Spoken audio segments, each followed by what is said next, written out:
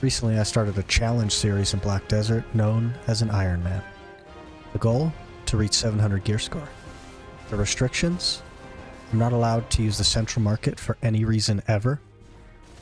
The account must remain free to play.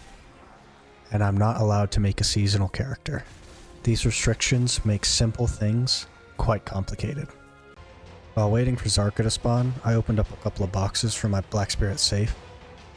Nothing really of note here, just a memory fragment bundle, an Elcar, and a free ferry.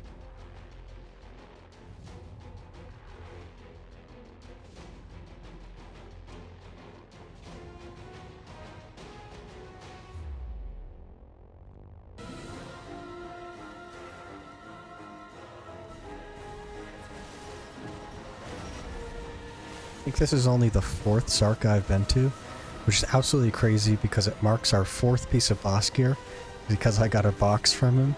So now we have the gloves, the kutum, the chest piece, and now the main hand. The luck on this account has been absolutely ridiculous.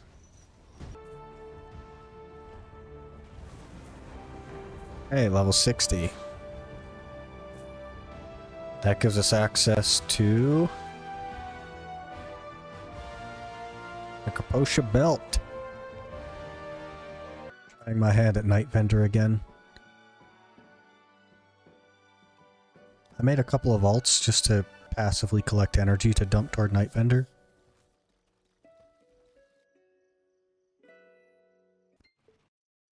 Unfortunately, I didn't get lucky this time. I finished up the Land of the Morning Light questline as well. I figured it was a good idea to get this going so that I can get the Ember for my Dawn's Gloves.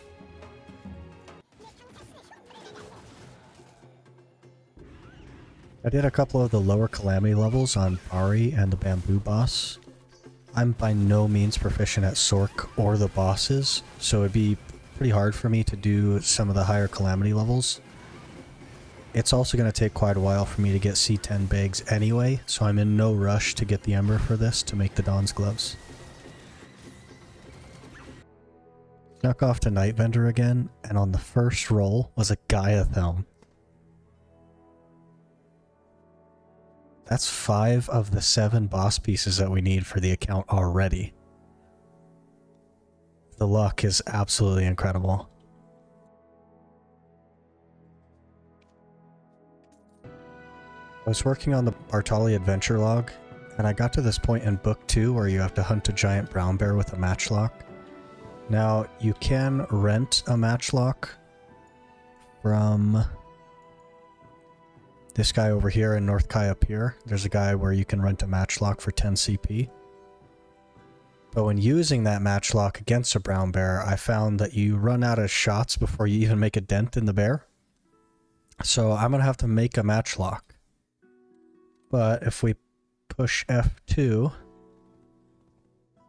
we pull up our crafting notes, you can actually type in a matchlock and then click on it and it'll tell you all the things that you need to make it. So I'm going to have to go get these things and then craft a matchlock so that I can kill that bear. First up is the copper. I just went over to Coastal Cave just because it's close and the copper nodes are really easy to find.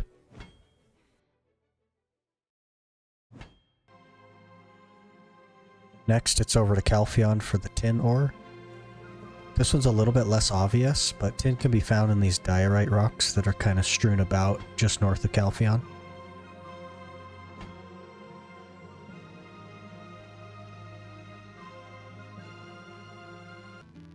After heating the ores together and grabbing a fir timber from a nearby tree, I was able to just throw everything in storage and start crafting the matchlock in my warehouse.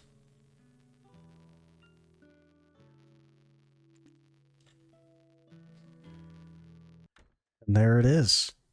I thought about enhancing it a little bit, but it makes more sense to just grind up to artisan hunting and collect the free artisan matchlock from the challenges tab and enhance that instead. So I didn't bother.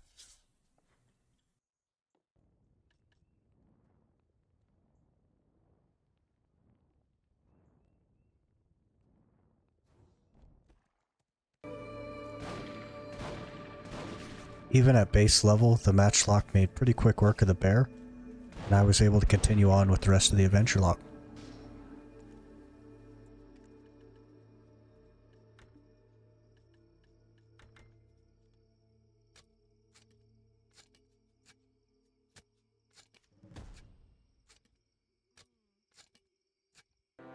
In Book 5, there's this task to eat a simple cron meal, which seems pretty, well, simple, right?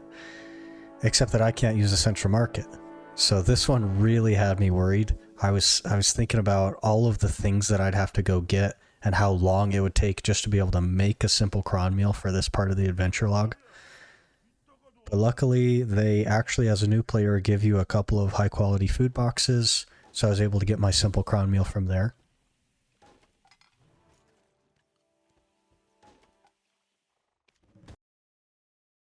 Just for some perspective on that, I went ahead and pulled it up on BDO Day, and this is the list of things that I'd have had to go get and make completely on my own in order to make the simple cron meal for that adventure log. I'm not even sure it's all possible, but it would have taken probably like 40 hours just to get all this stuff, not to mention the cooking level that you need to make it all as well. The list is just massive. And that's one of the main concerns with this series is simple things are really not simple.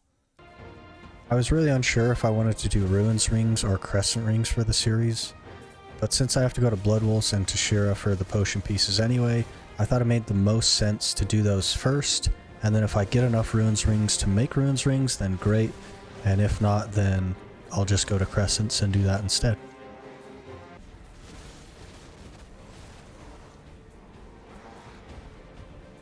Another oath.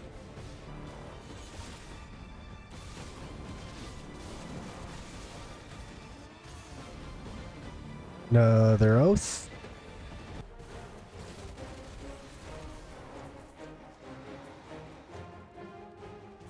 Another oath.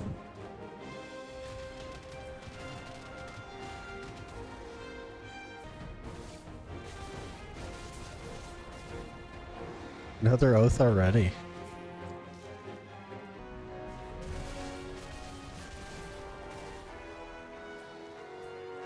Another oath.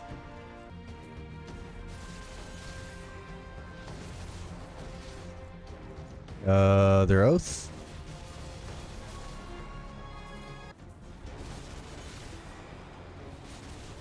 Another oath.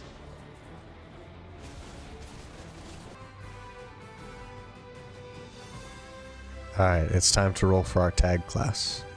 I'm not sure how soon I'll tag it, that'll kind of depend on how the gear is looking, but I'd like to at least get it started and maybe get some questing done on it. So we'll spin the wheel. I left Sork in there. If it lands on Sork, it'll just automatically be Awakening, but otherwise I will flip a coin to see if it's Awakening or Succession.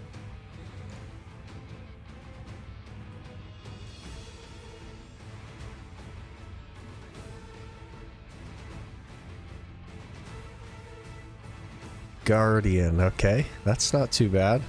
Let's see if it's Awakening or Succession. So again, heads will be Awakening, tails Succession.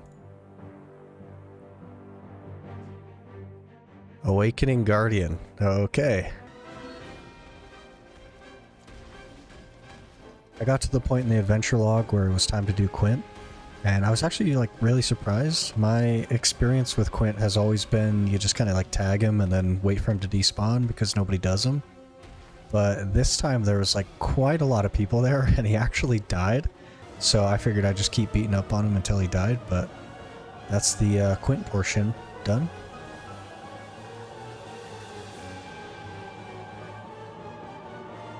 It's also the end of the episode. Thank you so much for watching. I'll see you in the next one.